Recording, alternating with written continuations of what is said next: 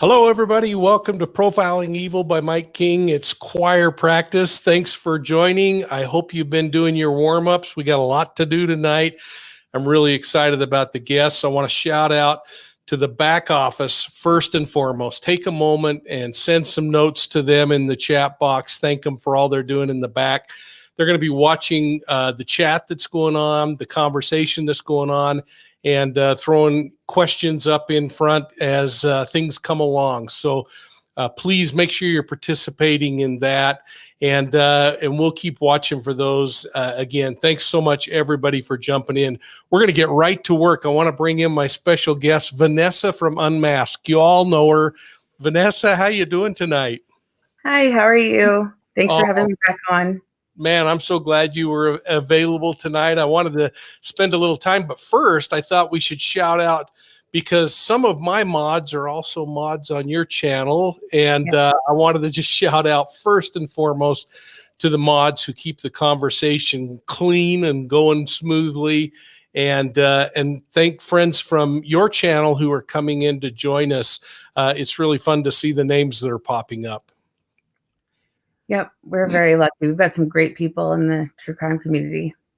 Yeah, I mean, your channel is growing like crazy, Vanessa. Why don't you, for those on our side who are not subscribers to Unmasked, please go over and subscribe. Do it right now while we're talking. You can open another browser and go there. Vanessa, tell everybody just a little bit about your channel. I'm really excited right now. We have a lot going on. We're kind of diversifying a bit. So we've got, like what we're doing tomorrow that we'll talk about that I'm really excited about. We have collaborations coming up. We have, my main passion is the documentaries. I like to do those. I'm trying to do those like twice a month. And then one of the other people on Unmasked, Teresa, as you know, she just started her own show on my channel every Friday. So we're super excited about that. She had her first one last Friday. And we're also doing deep dives. So right now we're actually doing a little bit of everything. As usual, I've kind of overscheduled myself, but it's fun and, wouldn't have it any other way. Well, I'll tell you what, I really enjoy going and looking at the way in which you approach these cases. And I want to talk about one in just a moment, the Suzanne Morphew case, a little bit. But one of the things I like is with this kind of documentary style, you also spend, it's at least apparent to me, you spend a lot of time digging and trying to really understand a case before you just get up and talk about it. I do. We can't always report on things first. That's not really what we're about. That's not the kind of channel we are. I just try to find, give you more than you would get with another documentary, basically. I'm a stickler for details. I want every detail. I want to kind of put you in the victim's place. And tell a story. That's my favorite thing to do. So. It's really important when we tell the story that we're telling also the victim story. I appreciate you doing that. And Stace on the case, I saw a new member. Thanks so much. And to everybody that's coming in tonight, thanks. We're going to keep watching the chats. It's great to see some of your names popping up. Thanks for all the support on Super Chats and everything else. One of the things that I found really interesting this weekend, I was talking to you, I actually ended up, my wife and I took two victims from a case I'd handled many years ago to dinner. We have remained in contact, and it was really remarkable to see, even this many years later, how it impacted their lives. You have had the chance to meet with these victims personally and to create relationships with them. There's a fine line in this kind of true crime community of how deeply you get involved with some of these cases, but it's hard not to have your heart go right to these people. Mm-hmm. I could not agree with you more. And I do think as a creator, that is a very important, boundary that you kind of have to set too. I feel very honored and privileged to meet these families and talk to them. And I want to help them, in any way I can. I think we're all like that. And then too, on the flip side, you talk to the other side sometimes and you have to, I don't know, it's an interesting balancing act I've found so far. Yeah, it really is. Yeah. Well, I'm going to talk a little more about this dinner we had this week sometime during the show tonight in a little more detail. But it was interesting, especially as we rolled through the end of last week. We saw some of the maneuverings going on in the Suzanne Morphew case. We saw the arrest affidavit for the forgery. And just when you thought that this crazy suspect could get a little more goofy, we saw also this charge for falsifying a ballot in hopes of voting for. I think the vote was for President Trump, and I thought, well, that's kind of funny because President Trump said there was voter election fraud, and there certainly was in this case. Barry Morphew signed his wife's name on her ballot and voted for the president. What he didn't realize is that when you are missing, that voter ballot is tagged and can be watched. And so when that ballot showed up in the clerk's office, somebody said, "Holy cow, is Suzanne alive or what's going on here?" Which led obviously to the FBI interviewing him and getting a confession that, according to the arrest affidavit, that he forged her name and forged her ballot. But we saw a lot of maneuvering last week in that case. What have been your thoughts on what's going on? I mean, I'm anxious like everyone else to get, see the affidavit. I didn't expect what we got. And honestly, my first thought, I guess nothing should surprise me with him, but I couldn't believe my interpretation of that was even after she's gone, he was trying to control her. That's where his mind is at. It's unbelievable to me. That's a really interesting idea that maybe that was just one more example of control. I spent some time on the phone with the court clerk today trying to get, we have submitted a request for access to some documents. We actually have had some conversation with an attorney about trying to push the media position on the release of the affidavit. My fear is that if we wait until the 27th, when the judge has indicated that he's going to make a determination now on the release of the affidavit, unless the press steps up and YouTube channels actually qualify as that First Amendment ability to ask because of the number of viewers that we have, I was able to, after discussion with this attorney, actually file and ask for that. I'm hoping that the real press, Fox and CNN and all the other biggies, step in and ask the court to make a decision on that, to remind the court that the public is really interested in this affidavit. Mm-hmm. Yeah, I think it's going to be really interesting. I'm glad that you got to do that. I'd love to see what they have. Obviously, we all would. And our big debate this week on Unmasked was, will he tell the truth, or is he going to, I think it's too early to speculate, but, or is he going to drag his daughters and Suzanne's family and friends through a trial? With what we know of him, I have my guesses, but I would bet that this will go to trial, because the only face he does have now is the face in front of his daughters, and he's got to maintain the position that he's taken all along, which I think is kind of interesting. For folks that are listening, I want to just clarify something from what I see as a legal maneuvering going on with the arrest affidavit, and that is that you have to consider that the prosecution, who announced in the press conference when they arrested Barry Morphew, the prosecution made it very clear that they do not oppose that arrest affidavit being released to the public. Now, that's really significant, Vanessa, and I don't know if you've thought of it this way, but just based on experience and my understanding of how that system works, the prosecution's not going to want the public to see a weak arrest affidavit. So that tells me they've got a lot of really powerful information in that affidavit that they want out. And it makes me even more suspect that it's a powerful affidavit because the defense is fighting the release of that. I would totally agree with you. I was actually wondering what you thought about that. So, yeah. Yeah, it's kind of a chess match to watch these things go on. And I really enjoy it, because now I'm sure we haven't seen what the defense has filed in their motion, but I can almost guarantee, and you can come back on please in a week or 2 weeks and tell me how off base I am, but I can almost guarantee that the defense is going to come in and say, you can't release the arrest affidavit because it's just going to explode this thing in the public mind. It's going to sensationalize this case and make it a lot bigger than it really is. And my argument is the person that blew this thing out of the water was the person who got on television with a recording saying, "Please bring my wife home," or the guy who put a voting record in, forging a name and ballot. That's what's sensationalizing and getting this thing wrapped up, and the fact that a year went by and nothing happened. Exactly. I totally agree with you. And that he didn't participate in any of the searches, the the big one that you guys did.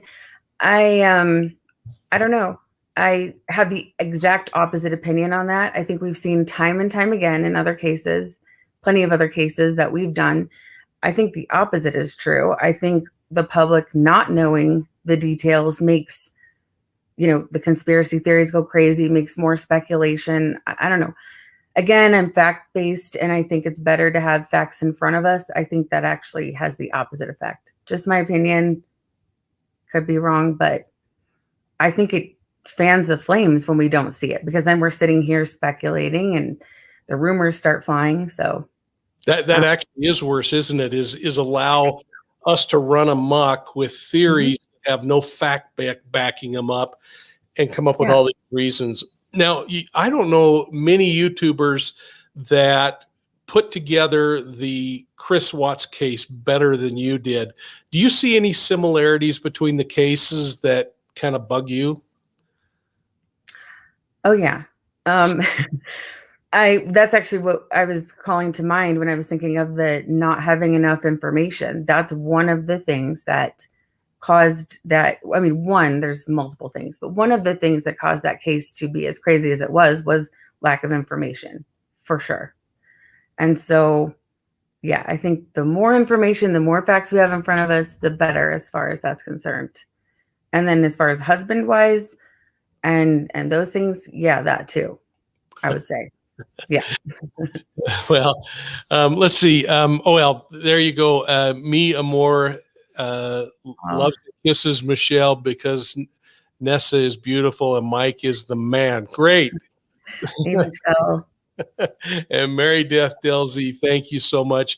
Barry wants the affidavit sealed now, wants it sealed, but now law enforcement gets to decide. Actually, it's a little bit of a twist on that. No, now the judge gets to decide, and the judge has heard the argument that the defense has made why they don't want that released to the public. I suspect today it was filed. Maybe it will be tomorrow. The prosecution will now come back, and Linda Stanley will step in and come out with all the reasons why it should be released. And then it's going to be up to the judge to make the determination, not the law enforcement folks, of when that gets and if it gets released. But keep in mind, it really is a good thing that they're giving the defense enough time to know who the potential witnesses are, the people that they're going to need to interview before it explodes in the public and people start making phone calls to witnesses and other things themselves. And so this is really good, especially as we think about long-term, how to keep a case from getting appealed. These things are really good steps, even though we want it to happen more quickly. Yeah. And I think we always have that balance. I mean, I understand why they have to keep things close to the vest, but yeah, it's hard to wait on getting all the details, especially when you're so invested like this case. This is really one that a lot of us have been. Yeah. Yeah. Well, so I want to keep talking about Salida for just a minute, but I want to bring in a couple of guests that I invited tonight. Teresa S., thanks so much for that. And it is, for me, it's so exciting to have Vanessa on with me tonight. But now I'm going to do a big build up because I'm going to bring in two really old cops that have been friends of mine for a really long time. So I want to introduce Lieutenant Colonel Ray Guidetti, who's retired as the Deputy Superintendent of New Jersey State Police. He retired in 2018 after 25 years of service. And Ray and I became acquainted many years ago. He's overseen the bureaus in the state police, including investigations, which I think Ray had like 600 or more people assigned, right? Yes, sir. And that's bigger than probably 70% of the police departments in the United States, just in the investigations division. And Vanessa, this guy goes on. He was part of the FBI's Joint Terrorism Task Force following September 11th attacks in New York City and Washington, D.C. and Philadelphia. It's actually when we became acquainted with each other. But Ray has played a key role in the Department of Justice's prosecution of one of the attack conspirators, and actually got a U.S. Attorney General's Award for excellence in furthering national security. So, Ray, welcome to the show. It's so good to have you here. And you know Vanessa already, but I want you to say hello before I bring in the big guns. Hey, Mike, thanks. And Vanessa, hello. Hello. What's this stuff about being one of the oldest guys here, Mike? Oh, that's the next guy. Oh, okay. He's actually got me beat by a year or two. I'm not exactly sure. So the next one you're really going to love, and that's Pete Gagliardi. He has more than 50 years of experience in investigations of gun crimes, and 30 of those were as a law enforcement officer for the United States Bureau of Alcohol, Tobacco, and Firearms. That's the ATF for those of us who sometimes miss all the Fed acronyms, but Pete has served as Alcohol, Tobacco, and Firearms Principal Liaison to Congress. He's the Deputy Assistant Director of Science and Technology, Deputy Assistant Director of Law Enforcement, and Chief of the Planning Unit. In fact, when he retired from the ATF in 1999, Pete was in charge of the New York field office as the special agent in charge. So, Pete, welcome aboard, man. It's good to have you here. Thanks for having me. Well, this is really neat. And to Ms. Bardog, thanks so much for that kind super chat or super sticker. So I wanted you guys on because I wanted Vanessa to talk about a case she and I are going to explore tomorrow night in detail on her channel. And folks, if you haven't subscribed to Vanessa's channel, please make sure you go to Unmasked and subscribe. But I thought you guys would like this because I want to know if you've ever handled a cult case when we're done talking. Vanessa, tell us why this is so important to this discussion we're having about Salida, Colorado. Yes. So starting tomorrow night, we're going to have a 2-part series on Unmasked called Unmasking the Love Has Won Cult. And of course, Mike's going to be on the show, and Amanda from Rising Above Love Has Won. So part 1 will be tomorrow, and then we're going to follow up with part 2 the following Tuesday at the same time. It's been all over Facebook and social media the past couple weeks, but just in case you haven't heard of it, can I tell just a little snippet? A little bit, and then I want to hear what Ray and Pete have as far as these cult cases. Okay, so just a tiny little taste of it, so you know what you're looking at tomorrow is. So I think it was April 28th, so less than a month ago, investigators were called out to a house in Moffett, which is near Salida, like Mike was saying. It's a rural area, and they were called in response to a dead body in the home. But when they got out there, there was Amy Carlson, who's 45. She was the leader of this cult, Love Has Won. She's also known as Mother God, sorry. And she was wrapped in a sleeping bag, mummified. She had Christmas lights wrapped around her and glitter, around where her eyes were. So that's what they walked into. And they estimate she was there anywhere from several weeks to actually a month. And they had built this makeshift shrine. Wow. around her body. This is really a cool case, guys, because it actually originates over state lines. There's a belief that she may have actually died in another state, and we're going to go into all of that tomorrow night. So we would have not only desecration of a body, but transporting of a body. This is where, Pete, I think the feds are going to step in and probably play an interesting role in this. And then the really cool thing, you know how I feel about mummies, Ray, but here this person is either mummified through an embalming process, Wow. or mummified over time. And that's part of what we're going to start digging into, because that leads to so much behavior about what's going on, what the planning is, and what was going on. What were the health conditions like beforehand? 7 people were arrested in this case, and yet there are so many quirky twists and turns that Vanessa and I were just jumping up and down at the chance to talk about it. Ray, did you ever handle a cult case? Well, I like to say I've handled it indirectly. What I mean by that is I was fortunately involved with putting together a team of detectives aligned with many of our county prosecutors to actually create a cold case initiative within the state of New Jersey. I was on the beginning end of that, and where it's at now is quite incredible. And I think the reason it's so important what you're doing, as well as what those detectives are doing in New Jersey, as well as other places, is they're bringing attention to the victims. And certainly, as you all know, because you've been involved with this, it's the attention that counts for the victims to hopefully gin up leads, investigative leads, but at the same time, let the victims' families know that you still care, and that caring is continuing the investigation regardless. So kudos to what you're doing here, but at the same time, kudos to law enforcement that follows through on that. Well, it's kind of cool, Vanessa. I've always noticed in the cults that I've dealt with that many of them have a doomsday mentality.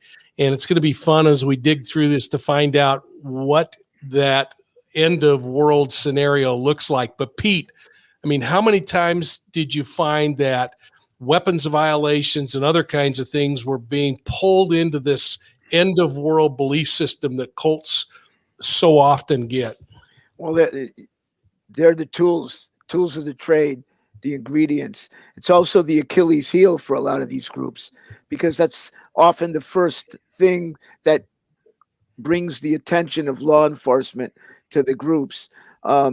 These cults buying weapons, perhaps parts of weapons so they could make automatic weapons in violation of the federal law.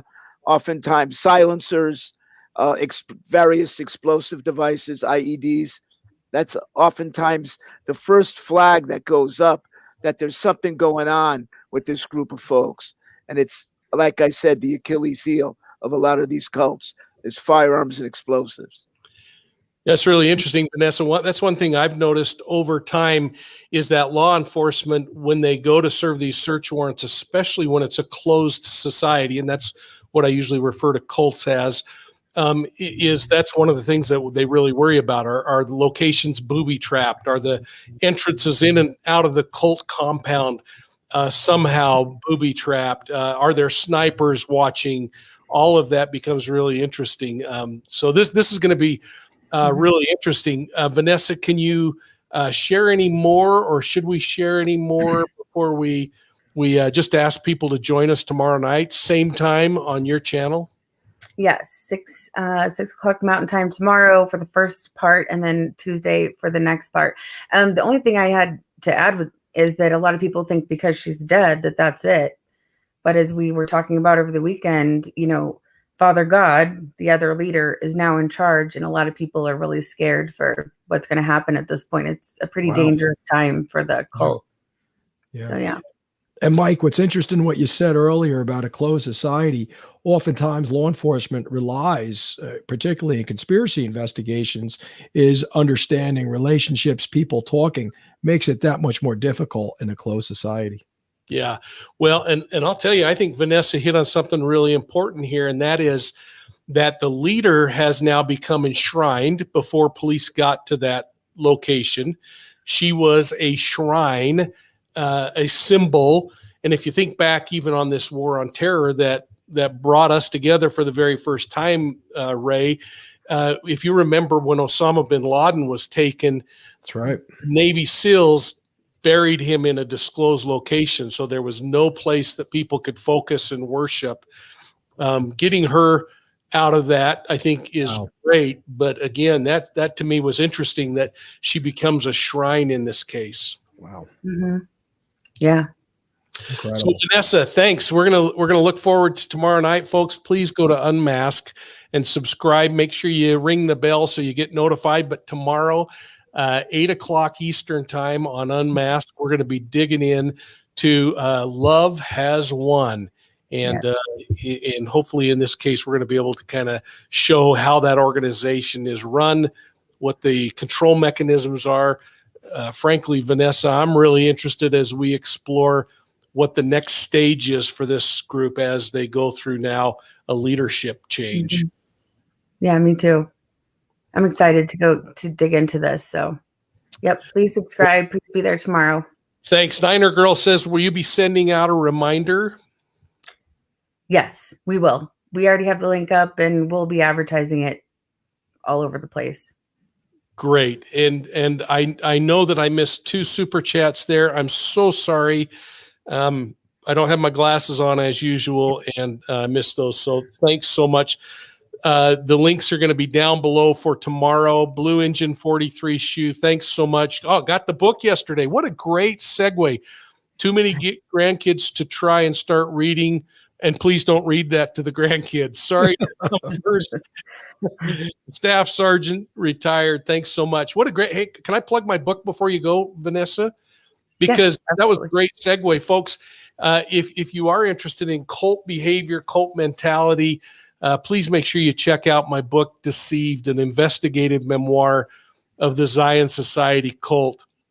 We announced a few weeks ago that the majority of the proceeds are going to build a new children's justice center. We're so excited about that, and we cannot thank you all enough for helping on that. I know that there were, you can get it at profilingevil.com. The links are down below, or you can get it at Amazon. And I know there was just recently a note from somebody about the book, but maybe, oh, here we go. Let's see. Oh my gosh, I know who this is. This is actually a guy from Orange County Sheriff's Office. Says the book was well written and easy to follow, yet kept me on my toes wondering what would happen next. Hal, thanks so much, brother. Sad but true. Pure evil exists like this in our society, and I thank God every day for people like Mike who have a passion and commitment to keep our communities safe. As described in a previous review, this is a book you'll want to tell your friends about, a book that will leave you a lasting impression long after you've finished it. Hal Trask, Orange County Sheriff in Florida. Holy cow, what a great thing. I haven't seen him for years, and old cops just keep coming up out of the woodwork, don't they? Vanessa, thank you so much. We'll see you tomorrow night. Thanks, Vanessa. Have a great Bye, night. Vanessa. Bye-bye. Thanks. Good night. Well, hey guys, thanks so much for being with me. Aren't these criminal cases complex and yet really exciting to think about being able to investigate them? Absolutely. Absolutely. Absolutely. That's why many of us became cops, right? There you go. Yeah. I mean, but so I look at on this call now, we have, this is really embarrassing to say, but with the 3 of us, we have almost 90 years of police experience sitting on this screen. But when you talk about a huge criminal case that requires so many different tentacles, and then you start introducing different kinds of jurisdictions, that's maybe what I ask you to just chat about quickly, because anyone who has handled a major case has had state, local, and federal involved in that case. And then when you get the prosecutor's office involved, a whole different twinge to the case. Pete, talk about we're from the federal government and we're just here to help kind of challenge that feds face coming in to help locals. Well, I think it all depends on which agency you're brought up in and what their philosophy was. I could speak to ATF, and ATF's philosophy was to work as a partner in thinking and acting together in collaboration with our state and local brethren. And you mentioned these complex cases and the various cross-jurisdictional coordination that needs to take place.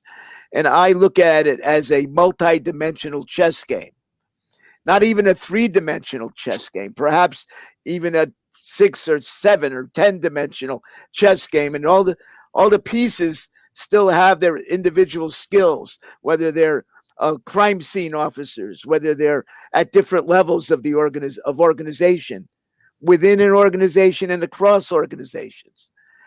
There may be prosecutors involved, forensic experts of different disciplines involved, investigators from various agencies. So you've got this multi-dimensional chess game going on. The pieces all have their skills and their limitations. So before we all come together, there needs to be a lot of thought and a lot of talking about how the handshakes are going to take place and the handoffs are going to take place of information. Well, it really creates an interesting challenge, Ray. Back to this Morphew case. It actually started at a local county sheriff. It was a missing persons case, and you know how full of emotion in a missing persons case can be, where you really can't look at it like a homicide from day one, and yet you got to take it serious enough that you are really making sure you're crossing your T's. But then it started to expand, and the border started to expand, and the sheriff had to call out the Colorado Bureau of Investigations and get the state involved. That would have been a team that you would have been over. And then because there were challenges about jurisdictions that cross state lines and other kinds of federal crimes that may have occurred, you got to then bring in the feds. Everybody wants to keep saying who's on first, who's in charge. How do you handle that? Wow. Well, how do you handle that is managing those, as Pete described, the handoffs and handshakes, but not on that particular day that something happens. The handoffs and handshakes have to be addressed well before these incidents occur. And what do I mean by that? Relationships, right? Breaking bread, having conversations. Now, regardless of it being a cold case, a terrorist event, a natural disaster, and unfortunately, and many, and I guess all of us on this call have been involved with that, they all require collaboration and coordination. But that involves relationships. And I think what we so often find, and I just don't know if it's part of the human condition, is folks like to work alone and they like to work in their small teams. You had asked me earlier if I ever handled a cold case. And my response was no, but I was involved in setting up the capabilities for more of an initiative. And Ray, actually cult, C-U-L-T, like devil worship or cults. Okay. Cult. Yeah. Cold. Oh, yeah. Sorry about that. I made that's okay. Curveball. That's okay. So that said, is the fun part is doing the investigations. The hard part is that front end stuff of making sure those relationships are built, those policies and protocols are in place. So when something happens, the key part is, again, who's in charge. And once we know who's in charge, and that who's in charge may in fact be a group of folks, but once we know who's in charge, it's really easy for investigators to do what they do best, right? Tactically, operationally. But when we don't have those relationships, when those collaboration, the coordination isn't there, and it's not grounded in some sort of policy or protocol, we waste a lot of time. And I've been involved in very large fugitive investigations that have spanned multi-states, involving troopers being killed, officers being killed. And again, we waste a lot of time if we're trying to figure out who's in charge while we're doing the investigation. So my point is, it's so important to develop these relationships way ahead of time. And look, law enforcement does a good job at that, right? They have all sorts of associations that officers can be involved in, so they know the names of people. I'll leave you with this. We had a terrorist event in one of our shore towns in South Jersey. Okay. And what was interesting about that, and what we all came away from that event when we were doing a hot wash later on, I realized that I only had one business card in my pocket. What I mean by that was I knew everybody that federal government, local government, all the other state entities. I knew everybody way ahead of time. We knew each other by name. We understood what we all brought to the table in terms of capability. So those handoffs and handshakes that Pete talks about was real easy to do, and they materialized. Yeah. So one of the challenges that I've seen, and I think of the Morphew case, I think of this Love Has Won case, is that they become so complex that sometimes we get bogged down in the minutia, and we forget to let cops be cops and do their job and investigate the crimes. One of the things I really like, and I want to talk a little bit about, you guys have kicked off a new podcast that you call the RF Factor. And if the back office can pull up the image from that, I want to show that. But you decided to throw something together for those who are trying to move up the ranks and become administrators and leaders in organizations. Pete, talk about that a little bit, and then let's talk about the street cop that's still out there having a blast and doing fun things. Yes. Well, there's crime problems that we read about every night in the paper, we watch on TV. There's politicians complaining about different violations. Let's take a gun crime, for example. And when we look at things like that, sometimes, like you say, Mike, we get caught up in the minutia of semantics, of philosophies and ideologies, when we need to back up. And what we say when it comes to crime is why? Why are we investigating these particular crimes? When it comes to gun crime, we believe we investigate it to bring justice to the victims of gun violence, resolution to their loved ones, and restore a sense of peace for their neighbors. And when we put the why out in front, we make different decisions in how we move forward.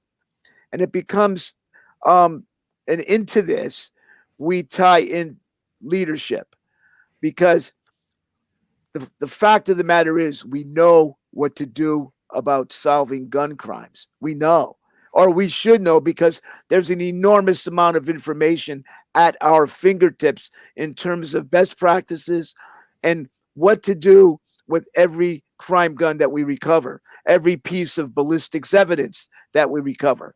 We know what to do, or should know. But it takes a leader, not a champion.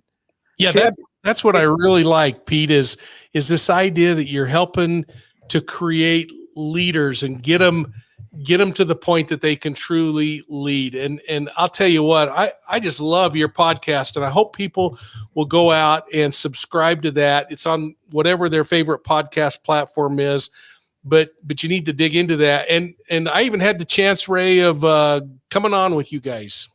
Absolutely. And look, thank you for doing that, Mike. And, you sort of laid the groundwork here. Leadership comes in all different shapes and sizes. And we recognize, and the reason it's called the RF factor, it's relentless follow-up. We've recognized that in our own, careers, is that initiatives, cold case capabilities, they require a relentless follow-up to make sure we're driving forward. That's difficult for a lot of folks to look in their rearview mirror and say, okay, I set this forward. It's mission accomplished. No, you always have to be looking back. So we stole that relentless follow-up component from ComStat out of the 4 elements of ConStat. What was great about bringing you on board our show is, again, we got another vantage point of leadership, of relentless follow-up as it related to cold case investigations. And that's what's been so neat about it, is talking to people, getting folks their perspectives on relentless follow-up, on command leadership, on being a change agent. Now, at the same time, thanks to you, and you inspired us to look at things that, hey, maybe there's a little bit more that you can contribute or that we could contribute. Yeah, I'm going to talk about that in just a minute, Ray. Okay. I'm gonna cut you off, but I want to talk about that. So yeah, we want people to go to the podcast and listen, especially if you're interested in what makes a leader. But I wanted to kind of spin off from it, and I forgot to do something earlier on. I have the most amazing people that support me on this channel, and they recognize that I have a terrible habit. It's called Diet Dr. Pepper. And I actually have a sponsor every night we do this that sponsors the back office and gets our Diet Dr. Pepper. And so I want to put that up on the screen and just say thanks for that. And I thought that they were ready. Anyway, while they figure that out, oh, there we go. Time for change. Thanks so much for taking care of the Diet Dr. Pepper tonight. It's Ray. This is a prescription, as you might understand, and so I really appreciate when folks help me on that. And thanks. I don't know if you're seeing the chats coming in, but people are chatting like crazy. We have Ray Guidetti and Pete Gagliardi, both retired law enforcement. We're talking about the challenges of command. We're talking about some cold cases, but I want to have some fun for a minute because, Pete, I don't know how many times you've seen a cop, a man cop wearing a dress, but I think I had to actually rat Ray out for this for you, didn't I? He'd never confessed to this. I want to bring up a picture of Colonel Guidetti in his dress here in front of the Alamo. How cool is this, Ray? Talk a little bit about how important a bagpiper is really to this profession and what it means to you, because I want to just have a little fun for a minute. Oh, wow. So am I supposed to be serious or am I supposed to have fun here? Have fun. Well, you're wearing a dress. How can you be? I was very fortunate to be part of the pipes and drums of the Blue and Gold. So it was the New Jersey State Police Pipe and Drum Band. That was our name. But why I said I was fortunate is the mission of the pipes and drums of the Blue and Gold is to honor those that serve in law enforcement, as well as the legacy of our fallen heroes. So I can't tell you how many funerals I've been to, how many promotional ceremonies, how many graduations, runs the gamut. As we all know in law enforcement, the sound of the pipes and that bass drum, definitely it's in our DNA when we're in law enforcement. So being a part of that, I got to see a whole different perspective of law enforcement that really focused on honor those folks that have not only come before us, that are serving today. In this particular picture here, I'm hoping you remember the Alamo instead of your jokes about what I'm wearing, but this was just that. It was, he was, Colonel Fuentes. That's Colonel Fuentes back when he was a sergeant first class. The two of us were at a conference in Texas. And again, we came from a very large pipe band in New Jersey, but at the time, that was the only Texas DPS trooper for the entire state. So he would drive around the state to go to all those different functions I talked about, but he was great.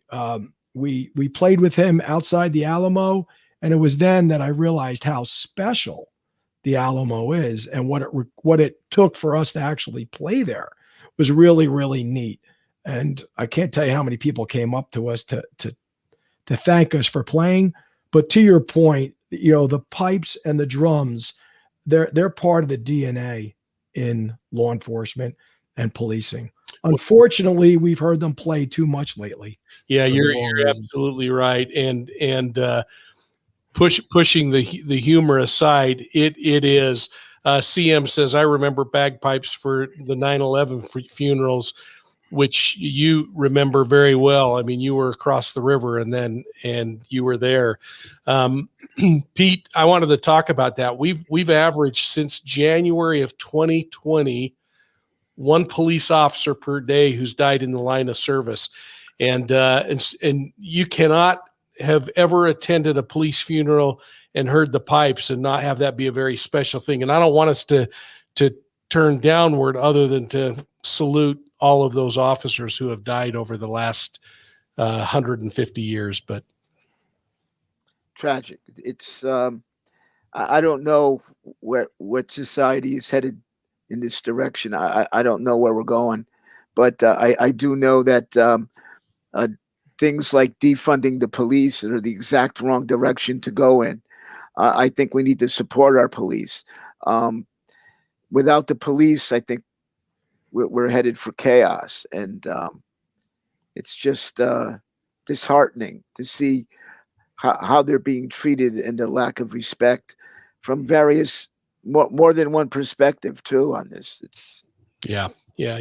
A couple of weeks ago we had Starsky of Starsky and Hutch on. I know you were on watching Ray. I don't know if Pete, if you were, I think you were sunning on a beach somewhere, if I remember right. Yeah. But we had Paul Michael Glazer, who played Starsky on Starsky and Hutch. He actually, let's see if I can get this.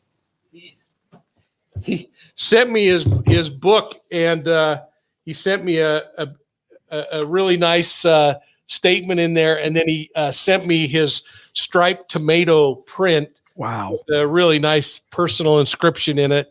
But we were laughing so hard about the way Starsky made arrests during those days. I got to know, Ray, did you ever do the TJ Hooker slide across the hood of your truck or your? Heck no, I would have sprained something. Oh my gosh. And if you remember, that was the question that I had for him. It's like, how did you not hurt yourself? And apparently they did, right? Yeah. Hey, plus if you've ever seen a New Jersey State Police uniform, we got to keep that thing crisp. Okay. So jumping across cars like that is not really a good thing unless we have to.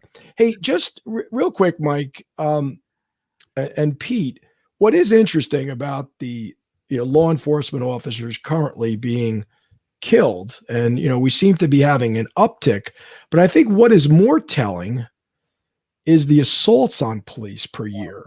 Yeah. And I think we average well over 50,000 assaults on police. And I think that number is much more telling because thank God for medical technology. Look, it's the same thing in the violent crime arena. Thank God for medical technology. But when you look at the amount of law enforcement officers that are assaulted, that number, that's frightening, why that is happening. Yeah. I think it really is something. Just yesterday, 2 Chicago officers were shot. Actually, this morning, two cops were shot this morning in Chicago. Yesterday, 4 cops were shot in Alabama, down in Birmingham. We're seeing a rise in assaults on law enforcement. And I think this pendulum, that's the cool thing about our country, is the pendulum will get back to where there's some reason, but it's really painful for all of us as we watch. And I don't know about you, Pete, but I wouldn't want to be a police officer out on the street today. Well, I understand how you would feel that way. I think now is the best time to be a police officer on the street if you've got your head on straight. And we've got to change this. This is unsustainable. We cannot continue in this mode. I've traveled around to many countries outside of ours. I spent a lot of time in Central America to some of the countries, and it's sad to sit and listen to law enforcement people, prosecutors, talk about criminals in their countries that act with impunity, and there's no rule of law.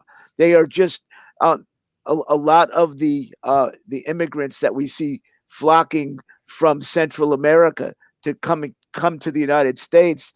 They're fleeing locations where criminals act with impunity. The government can't control them. There are areas in these countries where the government has no enforcement control at all.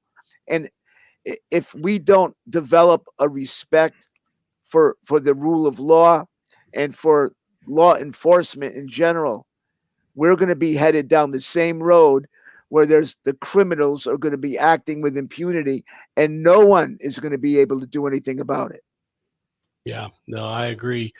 Hey, Ray, I found a picture from your youth I want to stick up here, and oh boy, and then I want to show a picture from yes, you're looking pretty good here. Is that cap 2 fingers above the nose, or what? That is 2 fingers above the nose. That's a Pershing cap designed to actually keep your head up. Okay. Yeah, I remember as a young patrol officer actually getting a letter of reprimand for chasing a violent offender down an alley without first putting on your hat. Yeah. Oh boy. Yeah, thankfully we've gotten away from that. So then I want to fast forward to a picture of Pete, who now see, I was kind of a mix because I did a uniform for 8 years, and then the rest of my time, other than maybe a polo shirt with a badge on it, I got to be plain clothes. But let's show this picture of Pete when he was 12 years old that we got in here. Pete, you guys don't have any kind of uniform, do you? I've never seen an ATF guy in a uniform that I can think of. Well, we have BDUs and stuff for special ops and things like that. Blue BDUs and jacket that says police stuff like that. Yeah, we have a raid jacket. We have BDUs now that they've really gotten high tech with all kinds of armor and everything else. But I was a local cop before I went ATF. Oh, you were?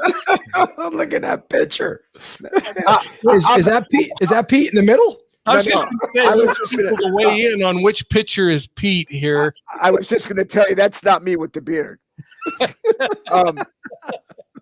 In any event, I was a local cop, and we couldn't get out of our patrol cars without our cover. Yeah. If you got out of your car without the cover, the sergeant came, you got written up. Oh, but, this is my time in ATF. But doesn't that blow your mind? I mean, honestly, I did. I got written up for not putting my hat on. Oh yeah. And but back in those days, now see, I've never been able to grow a mustache in my life, so I've never even attempted to grow facial hair. But it didn't pass the corner of your mouth. If your weren't shined, what happened? Absolutely, yeah.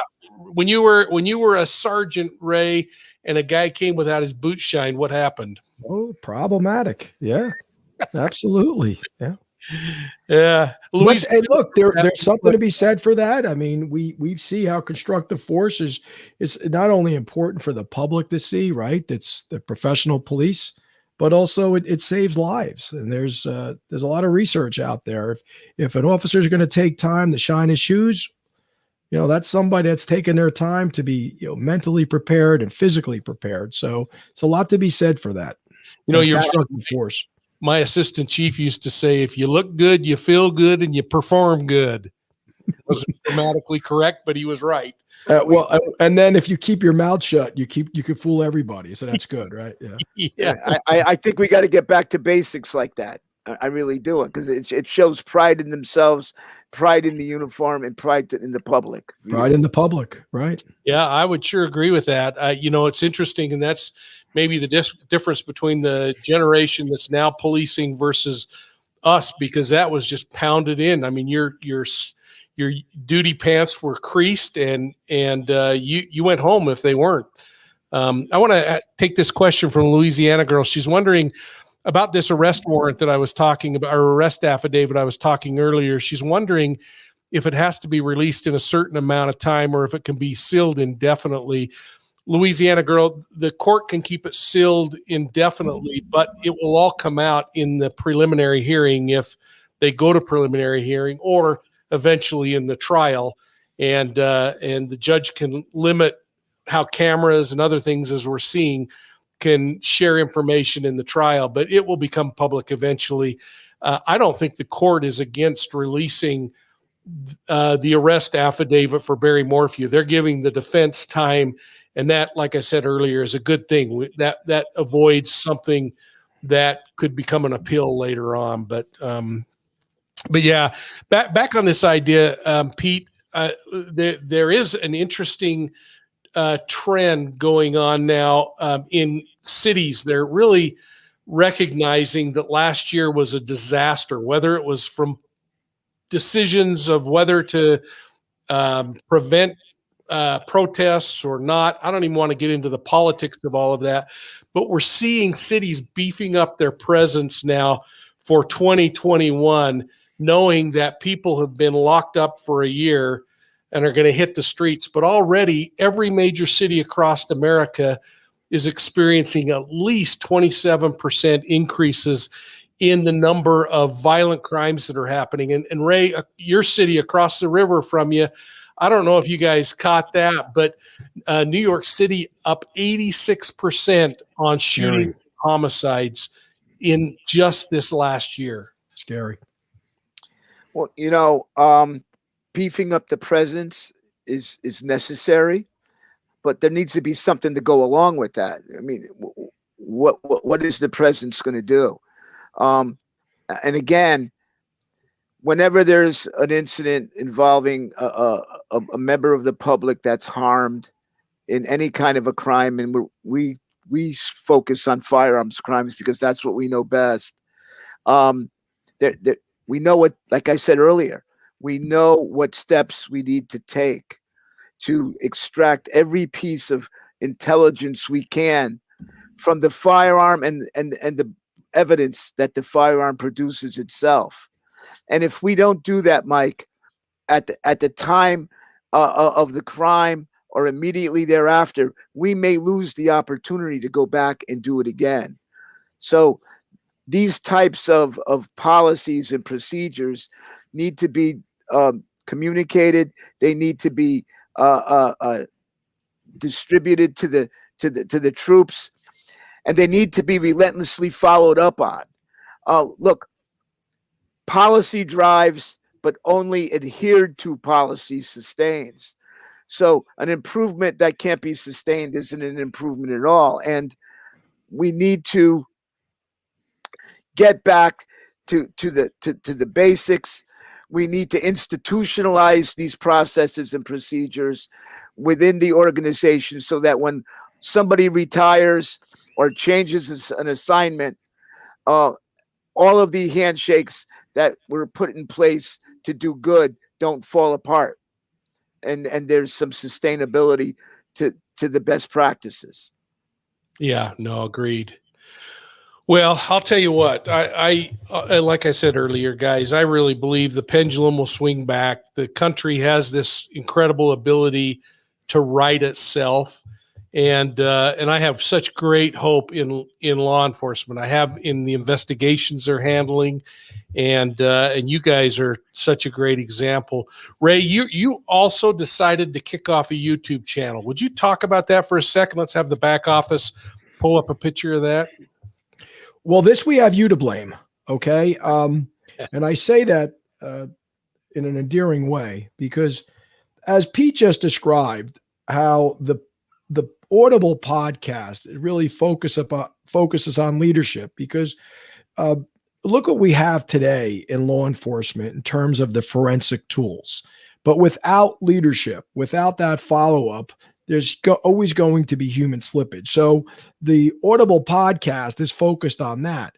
But after having conversations with you, having you on our show, watching what you're doing here, the great good that you're contributing to this true crime community, we realize, maybe there's something else that we can offer, and offering that to those investigators out there, as well as people that are interested in investigation. So we started and last night we did our first recording, and we had a good time, and I'll tell you about that, what it was. But in the chill of the night, we're both Pete and I are big Marvel fans, so we like Spider-Man. And if you listen to Spider-Man's theme song, In the Chill of the Night, well, growing up on the job, and I know both of you would agree with me that in the chill of the night, it's usually the cops and the robbers that are out there.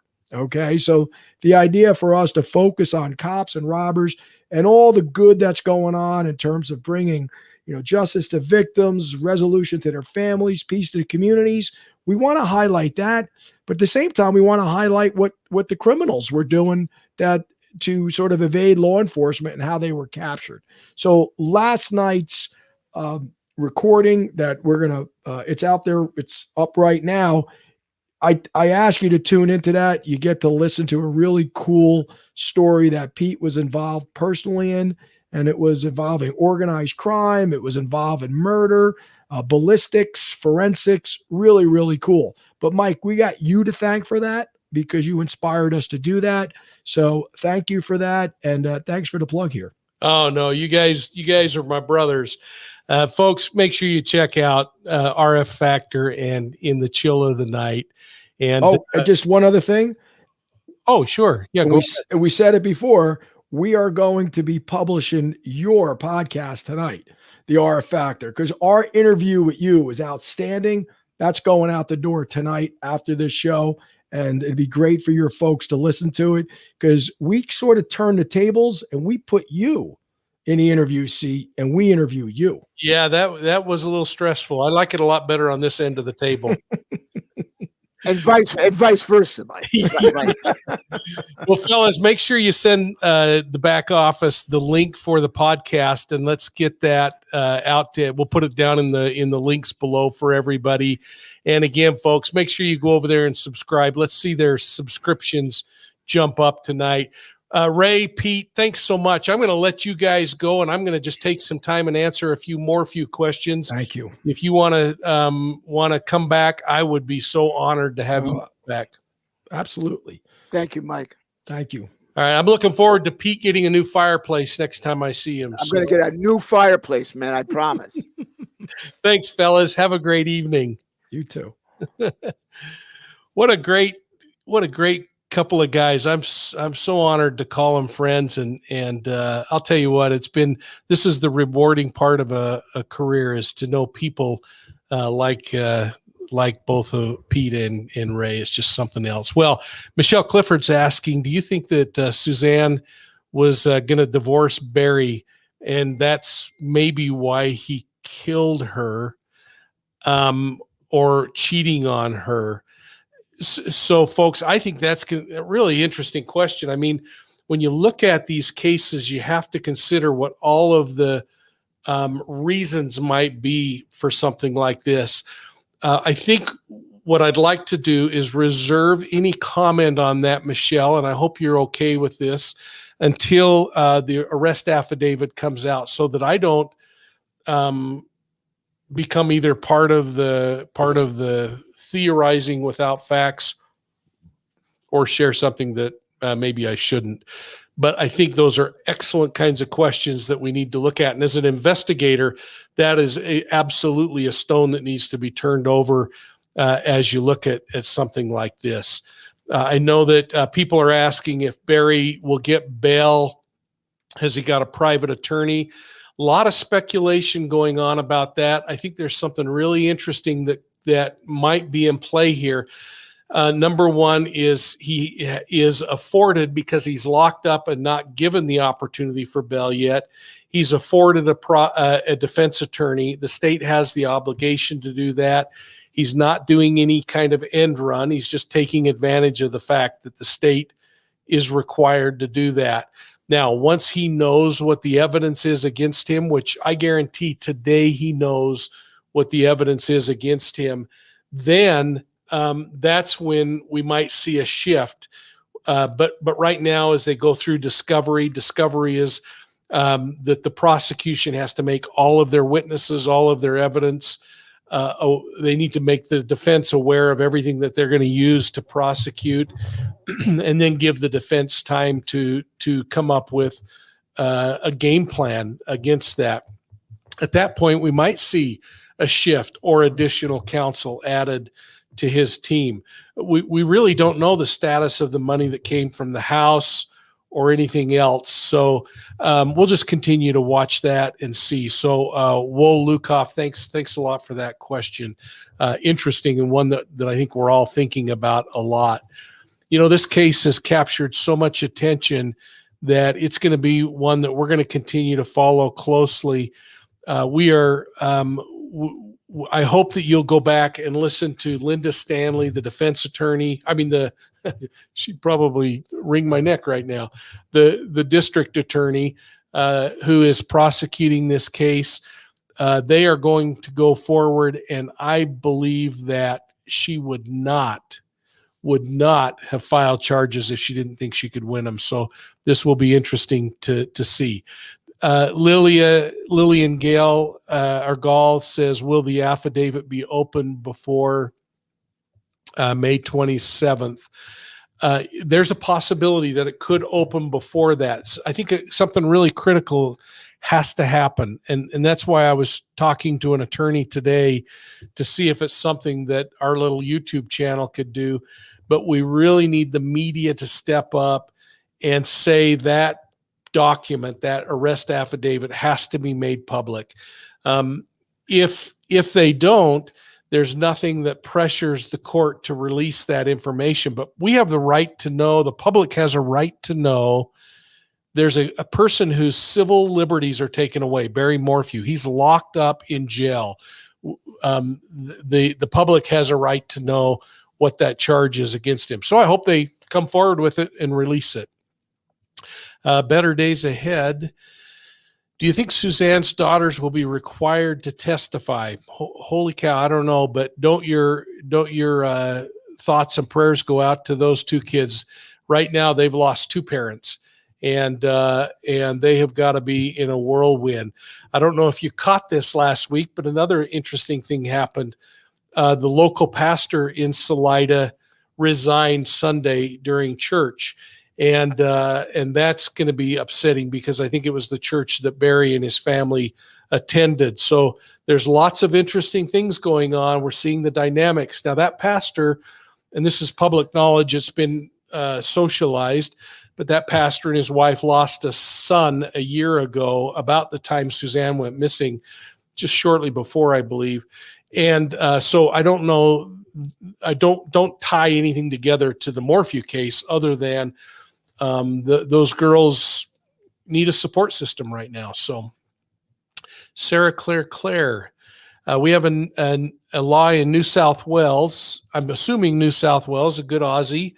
Nobody, the murderer, does not get out of jail. Is this in the U.S. states? So that's a great thing. There's an interesting thing in Utah. We talked about it on the show. You can go back and get that video. Utah passed a law this year that says that if there is a no-body homicide conviction, that the killer cannot be paroled unless they are doing substantial things to locate the victim.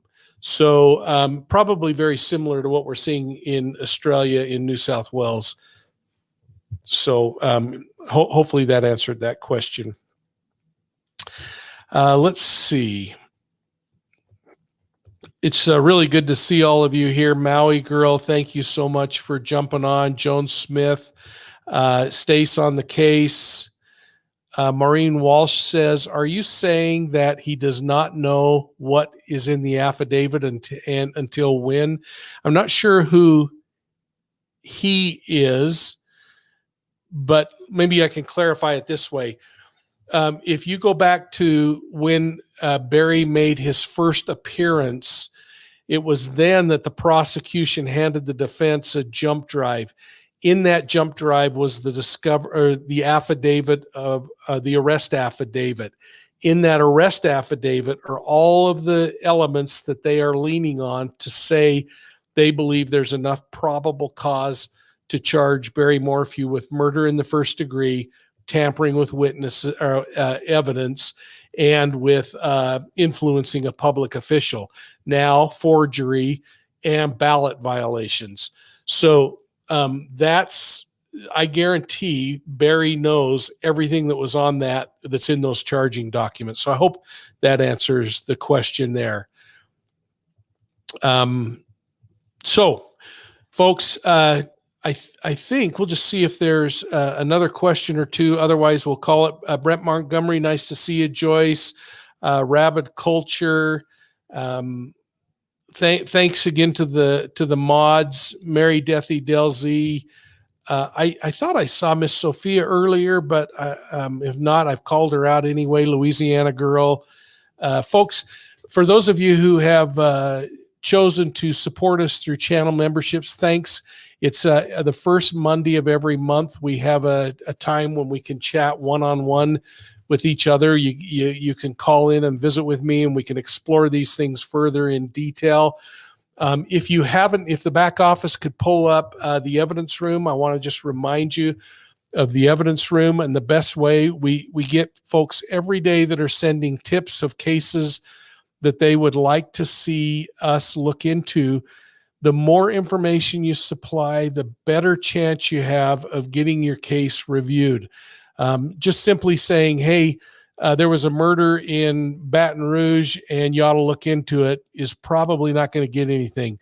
Go in and put links, put witnesses, put, if you know the family members and they'll talk to us, all of that information in there, and it will increase our chances of doing more there. I'm going to throw a curveball at the back office. I want Tim to jump on and just talk about the B.O.L.O. We've made a little bit of adjustment to the B.O.L.O, but there are a lot of you who have not signed up for the B.O.L.O. So if we could pull up a screenshot of how to get to the B.O.L.O, and Tim, just kind of give us a quick update while I chug some DP. Yeah, you've been going at it all night long, so you deserve that swig there. Sounds like I need one too. I haven't talked at all, but yeah, with the B.O.L.O, what we'll be doing is making it more of an announcement. So exactly what B.O.L.O stands for, be on the lookout. So we'll be updating you with the things that are going on with the channel, upcoming lives, upcoming case reviews. That way you're in the loop ahead of time. So, you know, if there's something that might come down the pipeline later in the week, you'll know about it by subscribing to the newsletter. It's free. It goes out twice a month. And all you have to do is provide your first name, last name, and email address. Very easy to sign up for. We're just right under 4,000 subscribers on that. So let's use tonight to bump that over the 4,000 mark. That'd be a great milestone to hit there. So with the help of Mike, I curate that, and so he has the input there on what goes out. Sorry, I cut you off. No, that would be awesome to push it over the top. That's great. Tim, thanks for what you do on that. And Tyler, if you're available, I want you to pop in. And oh no, you can't. So Skylar, jump in. I want to talk about merchandise. If we can just remind people, folks, the rookie year mug, you can see it over my left shoulder. I'm backwards here. This shoulder, the Profiling Evil rookie season mug. You're running out of chances to get that. We're coming up on our first year at Profiling Evil, so please take advantage of that. Please look at ordering Deceived. You can order it online, and here we go back to the merchandise. Yeah, you can get T-shirts, all kinds of stuff. So you might consider that and get your Profiling Evil tag there, and it really helps support us in what we're trying to do. And please get the Deceived book and start watching for my new book in July. We'll be talking about that in July, and hopefully you'll enjoy that. But from all of us at Profiling Evil, I want to say thanks for all of your support. If you haven't subscribed, would you please take a moment and hit the subscribe button? It really means a lot. It helps us to continue to grow and to put out content that makes sense. And to all of you, whether it's PayPal, channel memberships, super chats, Venmo, all of that helps us immensely in pulling all of this off. I hope you all have a great evening, and I hope you know how much I appreciate all of your support here at Profiling Evil. And to the back office, thanks a lot, and we'll see you next week. Don't forget to get on Wednesday our Profiling Evil podcast. We'll be talking with Rick Ross of culteducation.com. This is going to be perfectly tied in with tomorrow night going on to Unmasked with Vanessa to talk about the Love as One cult. And we'll continue to talk about the Zion Society cult and all of those other cults out there as we move along. Thanks, folks. Have a great evening, and we'll see you soon on Profiling Evil.